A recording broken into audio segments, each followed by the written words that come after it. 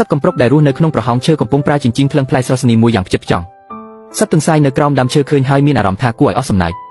ក៏សួរទៅកំប្រុកថាតើបងកំពុងធ្វើអ្វីនឹងប៉ុន្តែកំប្រុកមិនខ្វល់ខ្វាយឡើយវាបានកាត់ផ្លែស្រស់ស្នីមួយជាពីរចំណែករួចយកបន្ទាត់មកវាស់ទំហំមុននឹងយកវាទៅចាក់សោលាក់ទុកក្នុងប្រអប់ដែកពីរផ្សេងគ្នាដោយយកកូនសោពាក់ជាប់នឹងក្ររបស់ខ្លួនអ្វីដែលចម្លែកនោះគឺសត្វកំប្រុកទាំងពីររស់នៅក្នុងប្រហោងឈើជាមួយគ្នាសោះប៉ុន្តែបែរជាប្រុងប្រយ័ត្នការពារគ្នាទៅវិញទៅមកដោយការពារចោលអីចឹងរាល់ថ្ងៃពួកវាចំណាយពេលដល់ទៅ8ម៉ោងដើម្បីធានាថាតើនរណាស៊ីសម្បកឈើលើមួយដុំ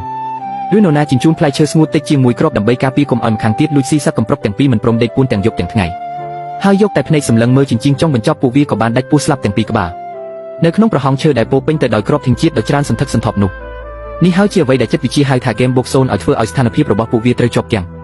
មានមនុស្សមួយចំនួនបានចម្រុកដ៏សុខសាន្តផ្លាស់ប្ដូរវាឲ្យคล้ายទៅជាកន្លែងគិតអំលួយកាក់និងមិនចង់ឲ្យណាកេងចំណេញលើណាមានមនុស្សមួយចំនួនបានចាត់ទុកមនុស្សក្បែរខ្នាយដេកជាមួយគ្នាឲ្យคล้ายជាមុខសញ្ញាដែលត្រូវប្រុងប្រយ័ត្នពួកគេបានយកភាពវៃឆ្លាតមកវេចខ្ចប់ធ្វើជាភាពវេញញែករកហេតុផលហើយយកការការពារខ្លួនមកកែច្នៃឲ្យមើលទៅដូចជាភាពឯករាជ្យ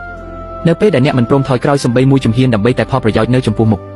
សូមកុំភ្លេចងាកមកមើលផ្ទះរបស់អ្នកផងថាវាបានប្រេះឆាដល់កម្រិតណាទៅហើយ